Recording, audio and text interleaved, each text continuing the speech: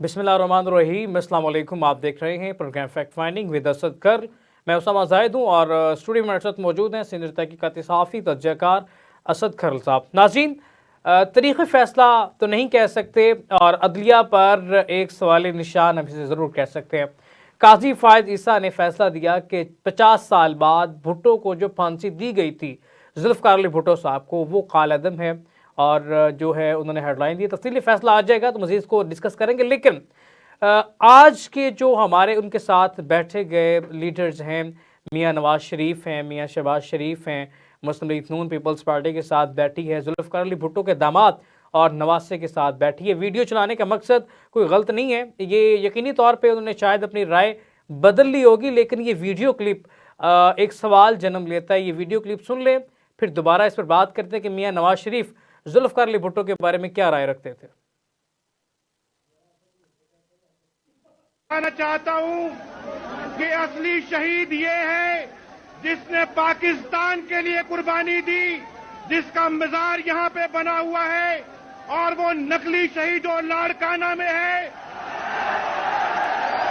जिसको बेनजीर जुल्फ़िकार अली भुट्टो शहीद कहती है। ये लोग शहीद जियाउल हक का मुकाबला करेंगे।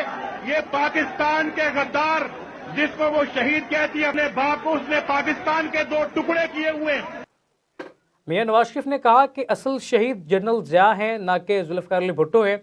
भुट्टो केस फैसला जो आया उसके बाद यकीनी तौर पर मुस्लिम लीग नून ने भी मुबारकबाद दी होगी। किस बयानिए के तहत दी, क्यों दी, क्या वजूहात हैं, और मुस्लिम लीग नून आज के पॉइंट पे क्या वाक़तन पाकिस्तान पीपल्स पार्टी को मुबारकबाद देने की मुस्तहिक है, और क्या नवाज शरीफ अपना नैरेटिव बदल चुके हैं।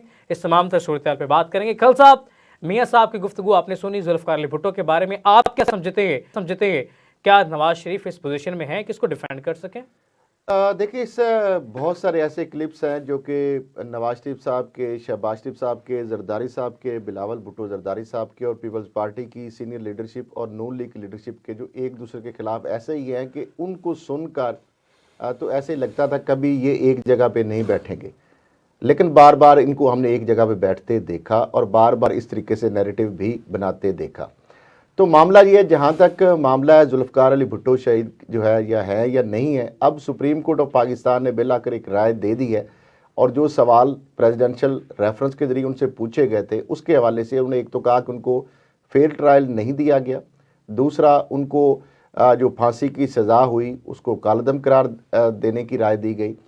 और अब मामला ये है कि ये मामला तो आ गया, और उसके बाद आज सिंध असम्बली के अंदर एक करारदाद भी पेश कर दी गई है कि जुल्फ़िकार अली भुट्टो शहीद जो है उनको बाकायदा ऑफिशियली शहीद का टाइटल दिया जाए, उनको डिक्लेयर किया जाए, और सुप्रीम कोर्ट ऑफ पाकिस्तान और हुकूमत पाकिस्तान इस हवाले से बाकायदा बाज़ाब्ता नोटिफाई करे, इस चीज़ का ऐलान करे। तो यहाँ तक मामला तो चला गया। तो जहाँ तक मामला है कि नवाज शरीफ साहब के वो उनका मौक़िफ़ क्या है, वो मौक़िफ़ आपके सामने है। कल साहब, एक सवाल है मेरा यहाँ पे, एक बड़ा अहम सवाल है इसी तारीख़ी तनाज़ुर के दौर में। अगर ऑफिशली रियासत पाकिस्तान या सुप्रीम कोर्ट ऑफ पाकिस्तान शहीद देती है ऑफिशली लक़ब जुल्फ़िकार अली भुट्टो को, तो फिर जनरल ज़िया को क्या लक़ब देना चाहिए होगा? देखिए, ये फिर एक लंबी बहस है और एक लंबी, ये एक ना ख़त्म होने वाली एक सिलसिला शुरू हो जाएगा, एक रेस शुरू हो जाएगी, और उसके अंदर इतनी लंबी फहरिस्त होगी कि फिर हर रोज़ भी आप जो है सर्टिफिकेट या नोटिफिकेशन जारी करेंगे तो वो लिस्ट ख़त्म होने का नाम नहीं लेगी। ये कंट्रोवर्सीज़ हैं बहुत सारी इन चीज़ों के अंदर। तो लिहाजा जो मेरा ख्याल है, सुप्रीम कोर्ट ने अपनी राय दे दी, अवाम और कौम पहले ही इस हवाले को उनको जो फांसी दी गई है उस हवाले से उनके अपने तहफ़्ज़ात थे। उस फांसी को कभी भी अदालती नज़ीर के तौर पर पेश नहीं किया गया। जिन्होंने फ़ैसला दिया उन्होंने भी कहा कि इस फैसले को कभी मिसाल के तौर पर एज ए प्रेसिडेंट जो है उसको नहीं लिया जाएगा। तो इट मीन्स कि उनको भी इस चीज़ का अदराक था, पता था। और दूसरा, ये पाकिस्तान की तारीख़ का शायद ये पहला फैसला है जिसमें ट्रायल कोर्ट के बजाय हाई कोर्ट जो है उसने ट्रायल किया। ट्रायल कोर्ट का काम भी हाई कोर्ट ने किया, जो कि एपलेट कोर्ट होती है। तो उसके अंदर बहुत सारी और भी लेकोनाज थे, और जो उनको फेयर ट्रायल नहीं दिया गया, इसमें तो कोई दो राय नहीं थी। अब सिर्फ ये है कि सुप्रीम कोर्ट ने वही चीज़ जो कि पब्लिक के अंदर एक परसेप्शन थी, उसको एक अपनी राय के ज़रिए जो है वो इंडोर्स किया है, जो कि पीपल्स पार्टी और पीपल्स पार्टी के फॉलोअर और पाकिस्तान की अक्सरियती अवाम की जो ऑलरेडी पहले ही इस हवाले से एक राय कायम कर चुकी थी, तो उसी को मेरा ख्याल है उन्होंने तस्दीक की है। कोई अब नॉर्मल फैसला नहीं आया, जिससे तवक्को की जा रही थी उसी तरीके से फैसला आया, उसी तवक्को से फैसला है। लेकिन कल साहब यहाँ पे सीनियर जर्नलिस्ट निसार राणा साहब ने एक आर्टिकल लिखा, उसमें ये बात की कि जो भुट्टो के साथ किया गया वो अब बानी तरीके इंसाफ के साथ किया जा रहा है, तो अदलिया इसको डिफेंड कैसे करेगी, आप क्या समझते हैं? देखिए, मामला ये है कि वो तो एक एक्सट्रीम लेवल का मामला था। अब इसके अंदर जो आप देखें, कई जगह पे अगर देखें तो रिलीफ भी मिल रहे हैं। अभी आज भी 33 लोग जो है कोर कमांडर हाउस और जना जो है हाउस उसके जलाओ गिराव के वाले से जो लोग थे उनकी ज़मानतें मंजूर हुई हैं। कल भी गालबन कुछ लोग जो है उनकी ज़मानतें मंजूर हुई हैं। साना 9 मई के वाले से जिनके ऊपर मुकदमा थे, बहुत सारे लोग जो है उनकी ज़मानतें हो चुकी हैं। चंद लोग अंदर हैं, हज़ारों सैकड़ों जो थे पकड़े गए या जो दावा किया जा रहा है, अब तो चंद गिने चुने लोग जो हैं। और इस हवाले से तो बानी चेयरमैन पीटीआई ने भी कल जो कोर कमांडर कॉन्फ्रेंस की जो 9 मई के मुलजमान को कैफरे किरदार तक पहुंचाने के वाले से जो उनकी स्टेटमेंट है उसकी बाकायदा उन्होंने तायद की है। और उन्होंने कहा बिल्कुल साना 9 मई जो मुलव्वस किरदार हैं उनको सजा मिलनी चाहिए। ये बाकायदा उनकी जानब से इस चीज़ की इंडोर्समेंट आ गई है। तो शुरू से कह रहे हैं ना कि इसका फेयर ट्रायल होना चाहिए। ये एक खुश आइंद बात है। दूसरी बात ये है कि जो अली अमीन गंडापुर जो वज़ीर खैबर पख्तूनख्वा उनका एक मुतालबा सामने आना कि 9 मई के हवाले से एक जुडिशल कमीशन बनाया जाए और चीफ जस्टिस पाकिस्तान जो है उसकी सरबराही करे, उनकी सरबराही में एक जुडिशल कमीशन होना चाहिए। उसके बाद बिलावल भुट्टो जरदारी साहब ने उनके मुतालबे की तौसीक की और पीटीआई की जानब से पीपल्स पार्टी के उनके मुतालबे की तौसीक करने पर, तायद करने पर उसको खुशकाइंद करार दिया गया। तो मामला ये है कि अब पीपल्स पार्टी पीटीआई उनका एक मुतालबा है और अगर जुडिशल कमीशन उस पर बन जाए तो ज्यादा बेहतर है कि फिर किसी तो आप ये एक जेस्चर देने की कोशिश कर रहे हैं कि बर्फ पिघलती दिखाई दे रही है। देखिए, इसमें एक कंट्रोवर्सी है और अल्टीमेटली जब तक ये जुडिशल कमीशन के जरिए कोई ऐसा फैसला या एक राय या एक चीज़ नहीं आ जाती, पुलिस की जो इन्वेस्टिगेशन है उसके ऊपर पीटीआई जो है उनको बहुत सारे तहफ़्ज़ात हैं। अब चूँकि पंजाब के अंदर उनकी हुकूमत भी नहीं है, वफाक के अंदर भी उनकी हुकूमत नहीं है, तो लिहाजा इस्लामाबाद में या पंजाब के अंदर जो मुकदमा दर्ज हुए हैं साना 9 मई के हवाले से, उस हवाले से पीटीआई के बहुत सारे तहफ़्ज़ात हैं। और अगर जुडिशल कमीशन जो है, जिस तरह बिलावल भुट्टो जरदारी ने भी कहा, पीटीआई भी कहती है कि दूध का दूध और पानी का पानी हो जाएगा, तो यकीनी तौर पर जो भी उसके अंदर मुलव्वस हैं, हकीकी किरदार जो हैं, वो जुडिशल कमीशन से भी बच तो नहीं सकेंगे। यही जो अदालतों के अंदर जो पुलिस ने रिकॉर्ड पेश करना है, जो जे रिकॉर्ड पेश करना है, जिसकी बुनियाद पर उनको बरीयत या सजाएं होनी है, वही अगर सबसे बड़ी अदालत सुप्रीम कोर्ट के जुडिशल कमीशन के सामने भी पेश कर दिया जाएगा तो उसमें भी वही चीज़ें सामने आएंगी ना। यानी अगर मुलव्वस किरदार हैं और admissible before the court evidence हैं, तो अगर बड़ी अदालत या कमीशन भी उन चीज़ों को अगर तौसीक कर देगा तो मेरा ख्याल है जो ये केसेस हैं उसमें ट्रायल के अंदर ट्रायल कोर्ट को उनको बरी करना मुश्किल हो जाएगा उनके लिए, और पुलिस के लिए या इदारों के लिए उसमें सब आसानी हो जाएगी। और दूसरी बात यह है कि जो बेगुनाह अगर कोई लोग हैं जिनके खिलाफ एविडेंस नहीं है, तो उनको बरीयत में या उनको रिलीज़ होने के अंदर जो है इस हवाले से काफ़ी मदद मिल जाएगी। तो बेसिकली वो कमीशन की जो रिपोर्ट होगी, मेरा ख्याल है उसके ऊपर फिर जो है ये तनाज़ा जो पैदा हुआ है, क्योंकि कुछ लोगों का ये ख्याल है पीटीआई का कि ज़्यादातर लोग वो हैं जो कि मुलव्वस नहीं हैं लेकिन उसके बावजूद वो जेलों में हैं या उनके ऊपर मुकदमात हैं। हाँ, जो मुलव्वस हैं उस हवाले से मेरा ख्याल है कोई ना पीटीआई या बाकी कोई भी पार्टी ये नहीं कहती कि मुलव्वस जो किरदार है उनको बरी कर दिया जाए या उनके खिलाफ कोई एक्शन नहीं होना चाहिए। इस पर तो किसी का कोई इख्तलाफ नहीं है। तो अब कहीं ना कहीं मामला जाके तो ये ख़त्म होना है या रुकना है। अगर गवर्नमेंट को डिलीवर करना है, जो मौजूदा हुकूमत है वो चाहती है कि 5 साल कंप्लीट करे, तो मेरे ख्याल से टेबल टॉक की तरफ, मुफाहमत की तरफ जाना पड़ेगा। देखिए, 2-3 बुनियादी चीज़ें हैं।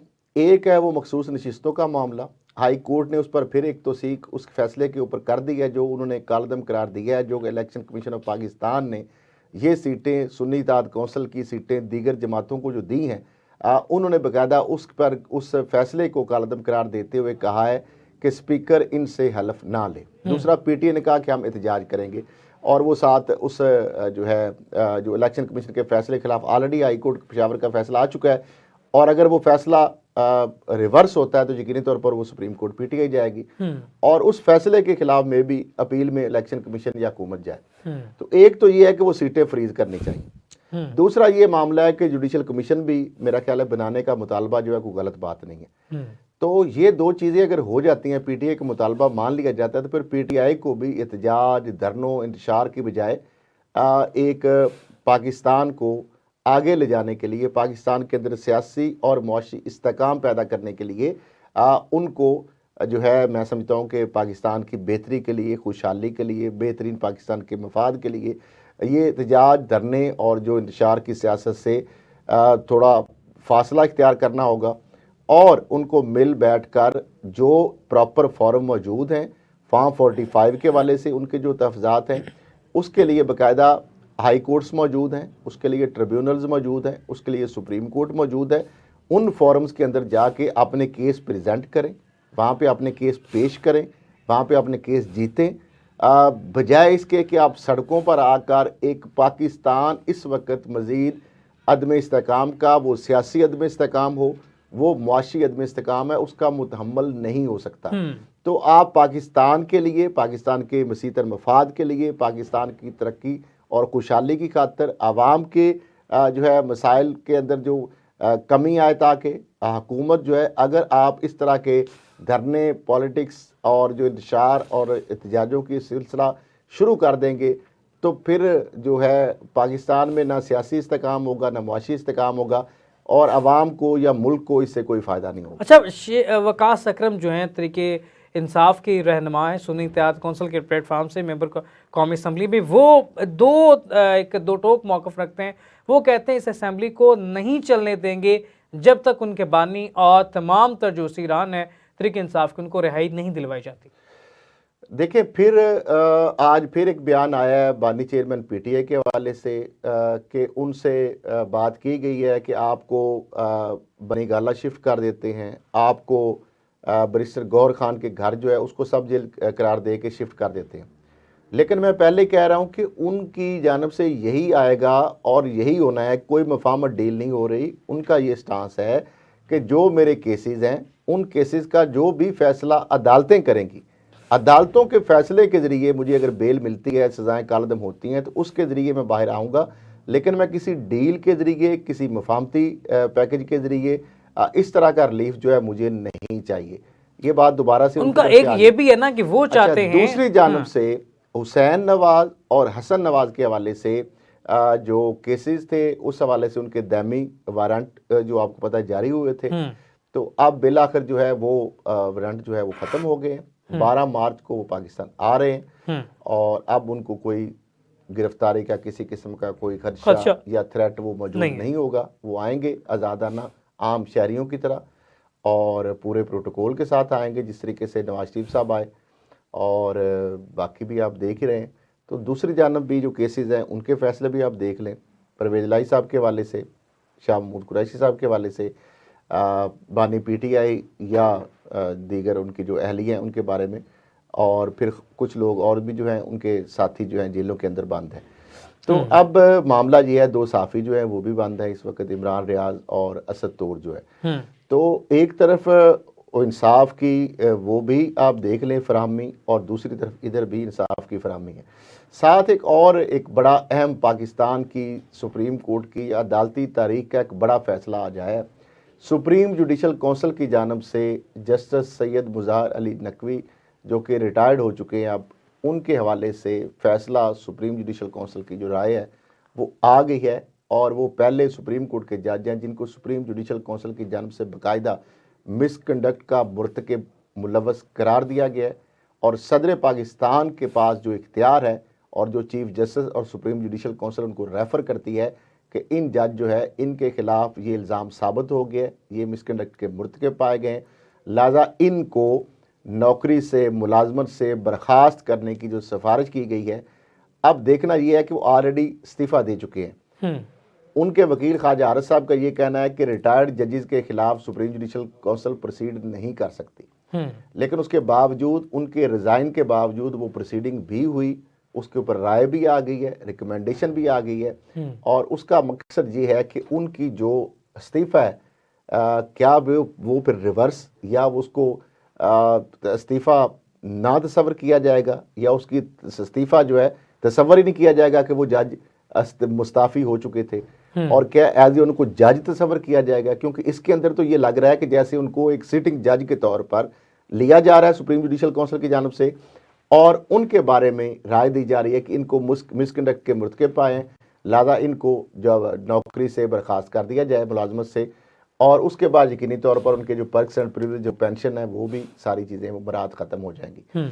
तो अब ये एक इसके अंदर फिर एक अभाम आएगा कि क्या वो जो है पहले रिज़ाइन कर चुके हैं वो रिटायर्ड जज के तौर पर तस्वर होंगे, या उनको जिस तरह पाक फ़ौज के अंदर होता है कि बाज़ दफ़ा अगर किसी आर्मी के जनरल या किसी अफसर के खिलाफ एक्शन करना दरकार हो आर्मी की जानब से, तो बाकायदा उसको सर्विंग के तौर पर लिया जाता है और फिर उसका कोर्ट मार्शल किया जाता है। जिस तरह NLC के स्कैम के अंदर 3 जनरल जो है उनको बाकायदा सुप्रीम कोर्ट में मेगा करप्शन केसेस में बाकायदा उनको फिर जब नैब ने उनको लिखा और सुप्रीम कोर्ट ने हुक्म दिया तो उनको बाकायदा रिटायर्ड जनरल को वापस उनको सर्विंग जनरल के तौर पर कंसिडर करते हुए उनके खिलाफ कोर्ट मार्शल की प्रोसीडिंग की गई। तो अब क्या सुप्रीम कोर्ट के अंदर भी इस तरह की प्रेसिडेंट तो पहले तो मौजूद नहीं थी कि रिटायर्ड जज को सिटिंग जज के तौर पर तस्वर करके और उसके बाद फिर उसके ऊपर जो ये सारे कोर्सिव मेजर्स लिए जाएंगे। तो देखते हैं अब इस हवाले से भी क्या आगे नई जो इसके ऊपर क्या बहस होती है,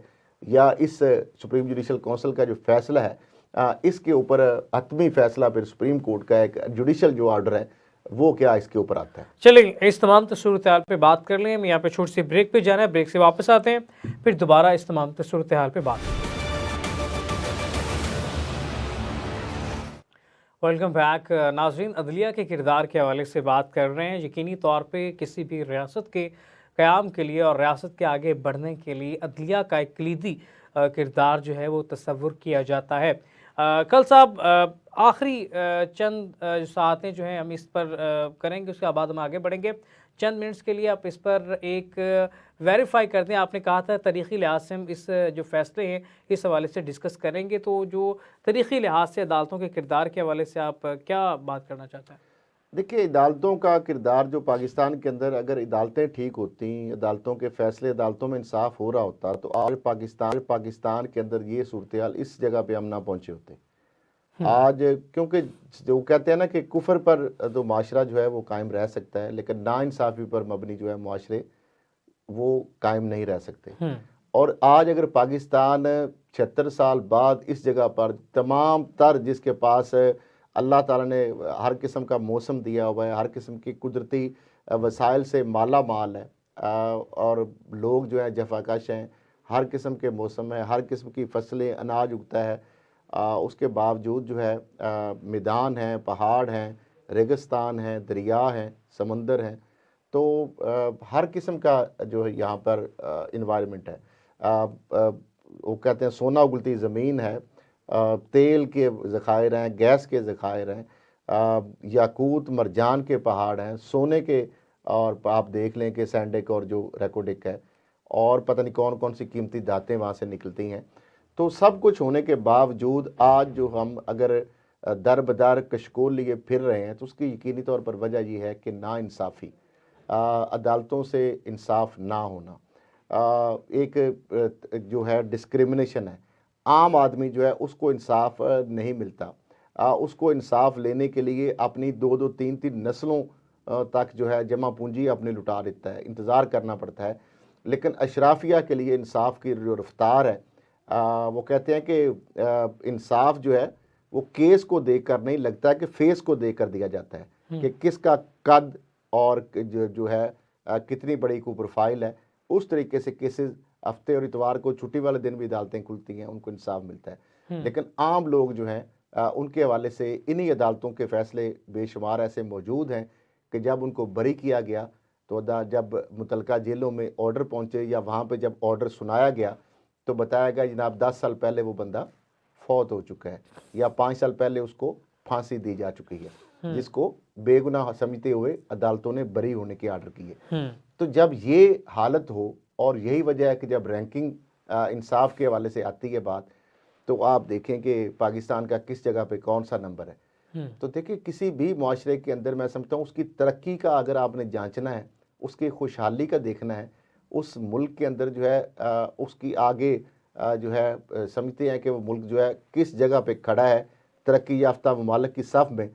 तो अगर उसकी अदालतों के अंदर जो फैसले हो रहे हैं या जो उनकी अदालतों के इंसाफ का म्यार है, मेरा ख्याल है वही सबसे बड़ा एक पैरामीटर है, वही यार्ड स्टिक है कि उससे आपको पता चल जाता है किस मुल्क के अंदर। अब देखें बाहर के मुल्कों के भी अब देख लें कि वहाँ पे जजेस को ना तो इतनी पर्क्स एंड प्रिविलेज होते हैं, ना इतनी मराहत होती हैं, ना इतने आगे पीछे मोटरकेड और सिक्योरिटीज़ होती है, और ना उनको ये जिस तरीके से जाओ साथ पूरा एक लाओ लश्कर होता है और जिस तरह सारी चीज़ें होती हैं। लेकिन उसके बावजूद उनके फैसले जो हैं वो बोलते हैं। यहाँ पे बदकिस्मती ये है कि यहाँ पे जजेस बोलते हैं, उनके रिमार्क्स आते हैं, टिकर्स आते हैं, हेडलाइन बनती है, लेकिन फैसले जो हैं वो खामोश और शर्मिंदा हैं, जो कि उनके हवाले से हम कहीं जाके प्रेसिडेंट नहीं दे सकते इंटरनेशनल कोर्ट ऑफ जस्टिस में या दीगर ममालिक के हमारी अदालतों के फैसले बहुत कम शायद ऐसे होंगे जिनकी बतौर मिसाल उनको पेश किया जाए। जबकि हमारे यहाँ अदालतों के अंदर बहुत सारे मुल्कों की अदालतों के जजेस के जो फैसले हैं उनको बाकायदा साइटेशन दी जाती है। तो काश हमारे मुल्क के जुडिशरी भी ऐसी हो जाए कि उनके फैसलों की भी दुनिया के दीगर मुहज़्ज़म ममालिक के अंदर बाकायदा प्रेसिडेंट के तौर पर, उनको मिसाल के तौर पर, नज़ीर के तौर पर पेश किया जाए। तो ये सबके सामने अब मैं इस पर क्या सर्टिफिकेट आपको दे दूं। लेकिन गल साहब थोड़ा सा हम यहाँ पे आगे बढ़ेंगे। पाकिस्तान तरीके इंसाफ ने किसी भी किस्म के मुज़ाकरात से अब ये ख़बर आई है कि इनकार कर दिया। वो कहते हैं कि ये गवर्नमेंट और शहबाज शरीफ में वज़ीर आज़म है, ये मैंडेट चोर है, इसके ख़िलाफ़ सड़कों पर निकलेंगे और लॉन्ग मार्च करेंगे, जगह जगह धरने देंगे। क्या बनेगा अब? ये सिलसिला फिर से वही शुरू हो गया। इस तमाम तर सूरत हाल से बचने के लिए कौम ने अरबों रुपए इलेक्शन के लिए खर्च किए और आज हम उसी स्टेज पे दोबारा खड़े हो रहे हैं। अच्छा, इस चीज़ की क्या गारंटी है कि इसके बाद अगर इलेक्शन आ जाते हैं दोबारा से क्या इलेक्शन के लिए करवाया जाए? मुल्क के अंदर दोबारा मुतम्मल हो सकता है इस हालात के अंदर इलेक्शन में तो जाए? किस तरफ जाएंगे हालात? अच्छा, दूसरा मामला ये है कि जो इसके लिए प्रॉपर एक फॉरम्स मौजूद हैं, क्या उन फॉरम से अभी तमाम जो इनके हलके हैं जहाँ पे इनके तफजात हैं, क्या सब जगह से इनको फैसले आ चुके हैं इनके खिलाफ? इनकी सुनवाई नहीं हुई? अगर सुनवाई नहीं हुई, फैसले इनके खिलाफ आ गए, हक़ाइक़ के बरअक्स आ गए। इंसाफ के म्यार पर तो हम इससे पहले बात कर रहे हैं। इंसाफ के म्यार का क्या क्या तकाजा है? देखिए, उसके बड़ी पॉलिटिकल पार्टीज हैं, तरीके लबैक है, जमात इस्लामी है, मौलाना फजल रहमान की पार्टी, तमाम पार्टियां इलेक्शन से बाहर हैं। अब तरीके इंसाफ को आप इंसाफ की उम्मीद पर ठहरा रहे हैं, ये कैसे मुमकिन हो सकता है? देखिए, ट्रिब्यूनल्स मौजूद हैं, हाई कोर्ट्स मौजूद हैं, सुप्रीम कोर्ट मौजूद है। जब वहाँ से अगर सारे फोरम से उनको इंसाफ नहीं मिलता तो बिल्कुल उनके पास पूरा ये हक है कि फिर वो अपना पूरा में एहतजाज जो आइन और कानून ने उनको हक दिया है वो करे। लेकिन अभी तो ये स्टेज जो है आई नहीं। अभी तो फिर तरीके इंसाफ जो एहतजाज करती है, लॉन्ग मार्च का इंडिया, फिर किसी इनकलाब की तरफ जा रही है, जो चाहती है कि अवाम निकले और इदारों के सामने खड़ा हो जाए? देखिए, अवाम तो 8 फरवरी को जो निकलने थे या जो वोट का है एक तरीकाकार है, पाकिस्तान के सिस्टम राइज है, उस सिस्टम के तहत ही अवाम तो निकल के अपने वोट का एक हक इस्तेमाल करती है। अब उसके ऊपर ही पीटीआई जो है उनका ये स्टांस है कि हमारे जो लोग हैं उन्होंने तो हक इस्तेमाल किया, उन्होंने तो वोट दिया, लेकिन उस वोट जो है उसके मैंडेट के ऊपर अवाम का जो मैंडेट है या जो उनका वोट है उसको चोरी कर लिया गया, उसके ऊपर डाका मारा गया और वो दीगर वो जो लोग थे जिनके खिलाफ वोट दिया गया था, वो वोट जो उनके खिलाफ दिया गया था उसी वोट को उनकी हमायत में जो है करने के लिए जो इकदाम किए गए, जो हथकंडे इस्तेमाल किए गए, और इस वजह से वो कहते हैं हमारे मैंडेट के ऊपर डाका मारा गया।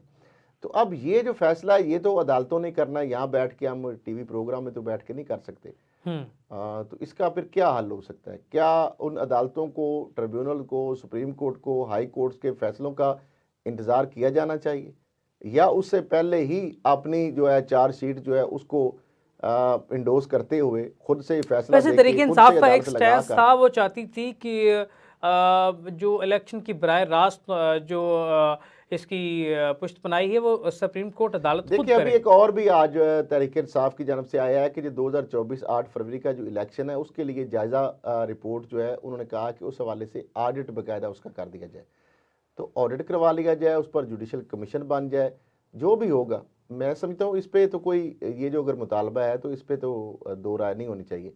लेकिन ये एक तरफ आप मुतालबा कर रहे हैं, दूसरी तरफ आप इंतज़ार किए बगैर जो है आप सड़कों पे आ रहे हैं। कभी आप लॉन्ग मार्च की बात करते हैं, कभी आप धरनों की बात करते हैं, कभी आप एहतजाज की बात करते हैं। तो ये एक ही वक्त में दो दो चीज़ें करने से मेरा ख्याल है कि फिर आप भी किसी जगह पे तो आपको एक स्टैंड लेना पड़ेगा, एक जगह पे आपको खड़े होना पड़ेगा। ये नहीं हो सकता कि आप एहतजाज भी साथ साथ करते रहें और साथ साथ आप कहें कि सारे जो फोरम्स हैं उनको भी आप कहें कि वो भी हरकत में आए। तो मैं समझता हूँ कि थोड़ा सा आपको अभी सब्र करने की ज़रूरत है। जब आपको इंसाफ नहीं मिलेगा इन मुतलका फोरम से, तो फिर ये एहतजाज का जो ऑप्शन है वो तो आपके पास हमेशा मौजूद है। उसके लिए तो कोई किसी से आपने परमिशन नहीं लेनी, या उसके लिए कोई टाइम बार्ड तो है नहीं, जिस तरह कोर्ट में केस टाइम बार्ड हो जाता है। तो ये जब चाहें आप कर सकते हैं। लेकिन अब जिस तरीके से मैं समझता हूँ कि अल्लाह अल्लाह करके पाकिस्तान के अंदर इंतखाब होना ही एक बहुत बड़ा मरला था।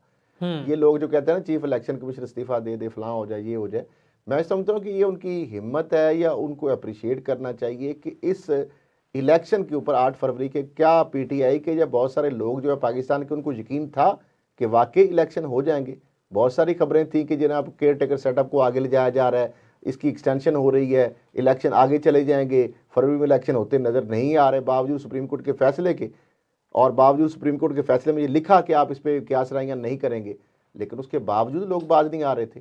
तो अब एक चीज़ हो गई है, गलतियाँ कोताहियाँ वो 2018 के इलेक्शन के ऊपर भी, क्या उसको ट्रांसपेरेंट शफाफ सारे मुतफिक थे कि वो शफाफ और ट्रांसपेरेंट थे? क्या 2013 के इंतखाबात जो है वो शफाफ और शफाफ, उसको भी सारे शफाफ समझते थे? कभी किसी को आरओ का इलेक्शन कहा गया, कभी किसी को कहीं आरएमएस सिस्टम बैठा, कहीं आरटीएस बैठा और कहीं ईएमएस बैठा।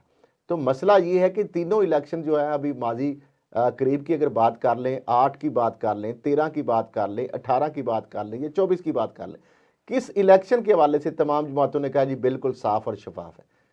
तफजात रहे हैं, और ये तफजात जो है वो तो जो भी हारता है जारी बात है वो कहता है जी हमारे साथ धांधली हो गई है, और जो जीतता है वो कहता है जी इससे ज़्यादा शफाफ इलेक्शन कभी तारीख में हुए ही नहीं। तो इसका अब क्या है, इसका हल भी तो है ना। हल यही है कि फिर आ जाके हर मामला जो हम सुप्रीम कोर्ट के अंदर ले जाते हैं। नहीं, जो बात आपने की थी कि आसफ अली जरदारी कोई मफामती किरदार अदा करेंगे, तो क्या वो सिलसिला बीच में रुक गया है? क्या उसमें कोई अभी देखिए अभी तो ईवान पेशरफ्त है? सदर में जब बैठेंगे तो बाद की बात है ना। अभी तो 9 मार्च को उनका इलेक्शन है, फिर उसके बाद हलफ बर्दारी है, बाकायदा वो बैठेंगे, बैठ के फिर आगे मामला शुरू होंगे। और वो मामला जो है मुल्क के वसी तर मफाद की खातर, और अगर पाकिस्तान का ये सिस्टम चलाना है या चलना है, या सारी जमातों ने इसी सिस्टम को चलते देखना चाहते हैं, या चलते रहना इसको दल देना चाहते हैं, तो फिर सबको बैठना पड़ेगा और बैठ के इसका कोई ना कोई हल सोल्यूशन निकालना पड़ेगा। जब टेबल पे आप बैठते हैं, 4 लोग मुख्तलिफ फरीक बैठते हैं, तो यकीनी तौर पर हर बंदा अपनी डिमांड्स बताता है। हुकूमत जो है कुछ चीज़ें में भी वो मान जाए, कुछ चीज़ों पे इख्तलाफ हो जाएगा, उसके अंदर फिर जो है फ्लेक्सिबिलिटी दिखानी पड़ेगी। और जब तक दोनों पार्टियों की जानब से, दोनों फरीकैन की जानब से इस अज़म का अदा नहीं किया जाए कि इसके मामले को सलूशन की तरफ लेके जाना है, और दोनों की तरफ इक्वल कोऑपरेशन नहीं होगा, उस वक्त तक मामला जो कहते हैं ताली दोनों हाथों से बजती है।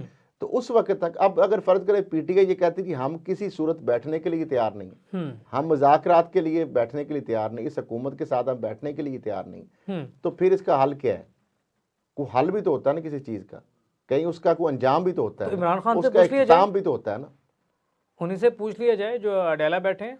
देखिए वो तो परवेज लाई ने भी कहा है कि जो बात भी करनी उनसे की जाए, और इसमें कोई शक भी नहीं है कि जो भी बात करनी है उसका हतमी चूंकि फैसला करना है बानी पीटीआई ने, तो बेहतर यही है कि बजाय इधर उधर के बात करने के, और फिर वही मैं कह रहा हूँ कि उसका फिर तरीका यही है कि वो बात करने की कौन करने के लिए तैयार है? क्या नवाज शरीफ साहब बात करने के लिए तैयार है? बिल्कुल नहीं लगता। क्या शहबाज शरीफ साहब बात करने के लिए तैयार है? कोई ऐसे दूर दूर के इम्कान नज़र नहीं आ रहे। क्या बानी पीटीआई उनसे बात करने के लिए तैयार है? उसके भी कोई दूर दूर तक इम्कान, दोनों तरफ से की बात हो रही है ना।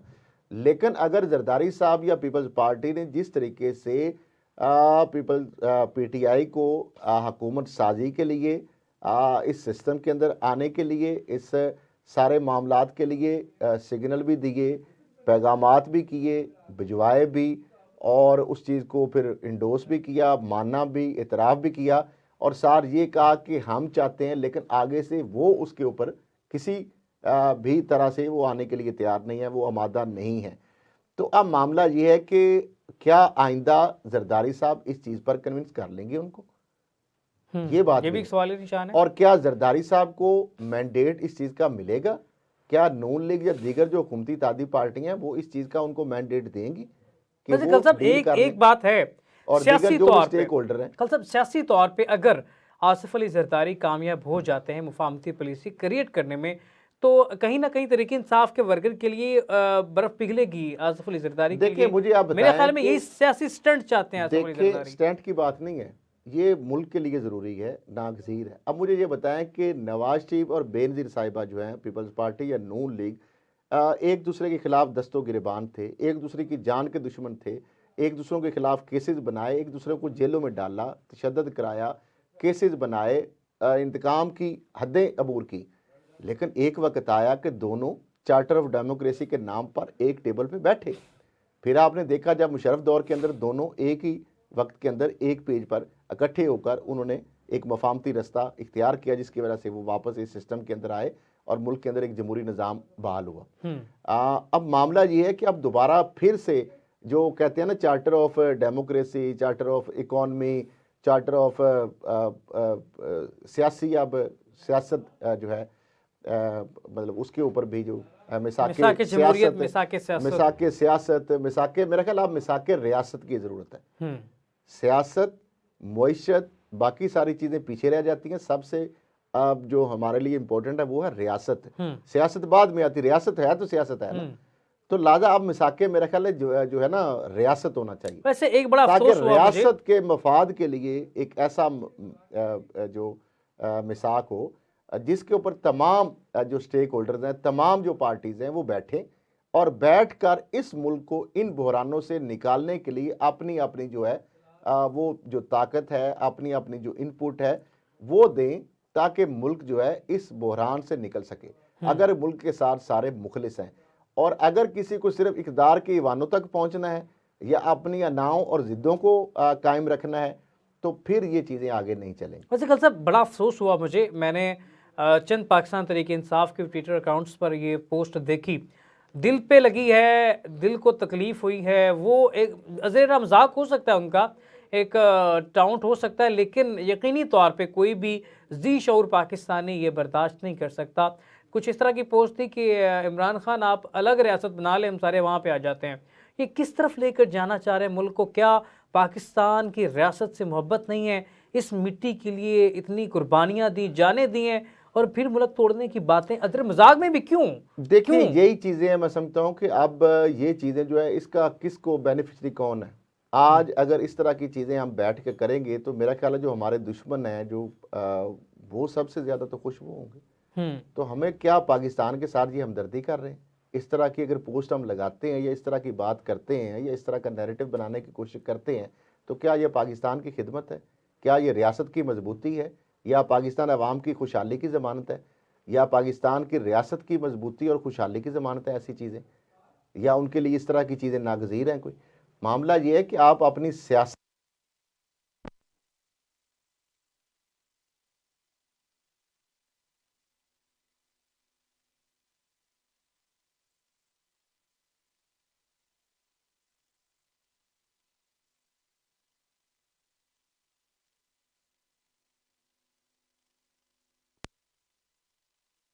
जो सीटें आपकी जहाँ पे आपके तहफ़्ज़ात हैं उसके लिए फॉर्म मौजूद हैं, आपके tribunal, high court, supreme court मौजूद हैं, री इलेक्शन, री काउंटिंग सारे उसके अंदर मराहल मौजूद हैं। और दूसरी बात यह है कि ये कब तक इस तरह लेके आप चलेंगे चीज़ें?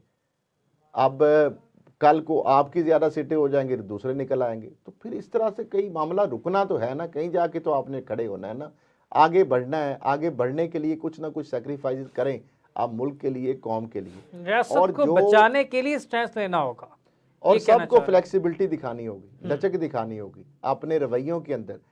वो पीटीआई हो, वो दीगर स्टेक होल्डर्स हो, वो हुकूमत हो, वो अपोजिशन हो, सबको इस मुल्क की वसीतर मफाद की खातर एक पेज पर आना होगा और जब तक आप एक पेज पर नहीं आएंगे उस वक्त तक ये मुल्क जो है, ये जो आवाम है, ये जो इस करब के अंदर फंसे हुए हैं, जो इस बहरान के अंदर ये फंसे हुए हैं, जिस दलदल के अंदर फंसे हुए हैं, इस महंगाई की चक्की के अंदर जो पिस रहे हैं, उनकी जो है खलासी नहीं होगी। मुल्क इन बहरानों से नहीं निकल सकेगा, इस गर्दाब से नहीं निकल सकेगा।